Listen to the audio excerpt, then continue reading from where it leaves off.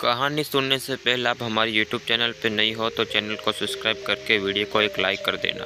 अश्लील विचारों को कैसे रोकें, गौतम बुद्ध की शिक्षाप्रद कहानी।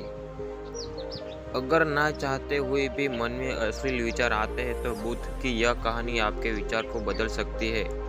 एक बार चंद्रवंशी राजकुमार भरत बुद्ध के सानिध्य भिक्षु के रूप में दीक्षित हुए। बुद्ध अपने भिक्षुओं के उपदेश देने के साथ साथ उनको भिक्षाटन के लिए भेजते थे, जहाँ से उनको भिक्षा मिलती। भरत को महात्मा बुद्ध ने भिक्षा लेने के लिए एक श्राविका के घर भेजा।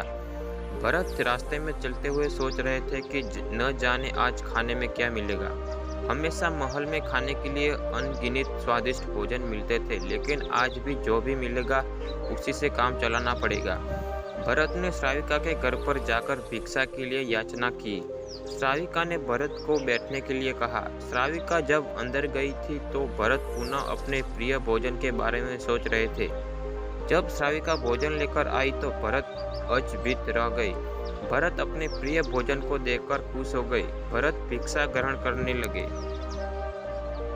भिक्षा ग्रहण करते हुए भरत सोचने लगे कि उनको हमेशा खाने के बाद कुछ विश्राम करने की आदत है, लेकिन आज उन्हें यहाँ से खाना ग्रहण करके बाद धूप से होकर वापस आश्रम पहुँचना है। भोजन हो जाने पर श्राविका ने भरत को कुछ समय विश्राम करने के लिए आग्रह किया। भरत पुनः खुश हो गए। सारी इच्छाओं की पूर्ति होते देख भरत इसको एक संयोग मानकर कुछ देर के लिए लेट गए। लेटते हुए भरत सोचने लगे कि आज तो सोने को मिल गया, लेकिन मेरे सर पर हमेशा के लिए छत का साया तो मिट गया है। जब भरत सोकर पुनः उठे तो श्राविका ने कहा कि आपको जब तक यहाँ पर रहना है आप यहाँ पर ठहर सकते हैं।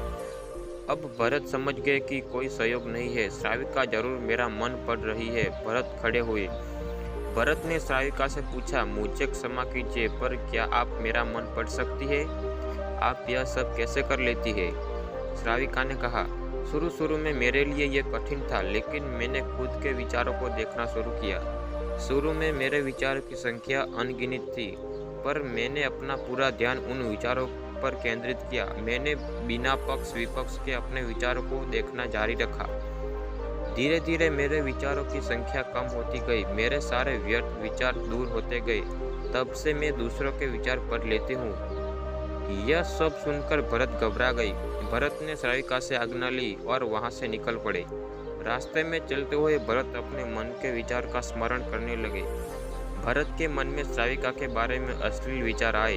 श्राविका ने भरत के बारे में क्या सोचा होगा? भरत को खुद पर शर्म आ रही थी। भरत आश्रम पहुँचे। भरत ने बुद्ध से कहा कि अब से वह कभी भिक्षाटन के लिए नहीं जाएंगे।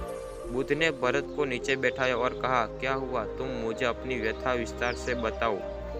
भरत ने विस्तार से सारी बात बताई। भरत की बातों सुनकर बुद्ध ने कहा कि आज से 7 दिनों के लिए श्राविका के घर भिक्षा के लिए तुम ही जाओगे, लेकिन तुमको कुछ बातों का ध्यान रखना पड़ेगा। कल तुम जाते हुए अपने चित्त को पूरे होश में रखना। तुम्हारे अंदर कौन से विचार उठ रहे हैं उन पर ध्यान केंद्रित करना। होशपूर्ण और आग्रता के साथ ध्यान करना कि कौन सी वासना तुम्हारे भीतर उठ रही है। इन सभी का ध्यान करते हुए जाना और फिर उससे विचार विमर्श करना। अगले दिन भरत बुद्ध के बताए अनुसार पूरे मार्ग में अपने होश को जागृत रखते हुए चल रहा था। भिक्षु आज पूरी तरह से जगा हुआ था। जैसे जैसे श्राविका घर नजदीक आ रहा था, भरत घबराहट बढ़ रही थी। भरत ने अपनी घबराहट को एक तरफ करते हुए बुद्ध के विचारों पर ध्यान केंद्रित किया।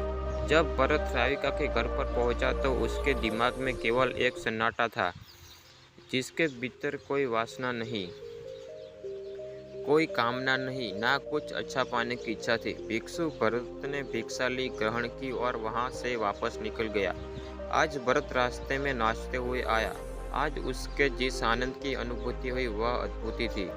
आज से पहले इस आनंद को उसने कभी महसूस नहीं किया। भरत ने आश्रम जाकर बुद्ध को प्रणाम किया।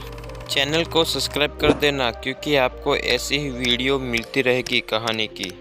धन्यवाद।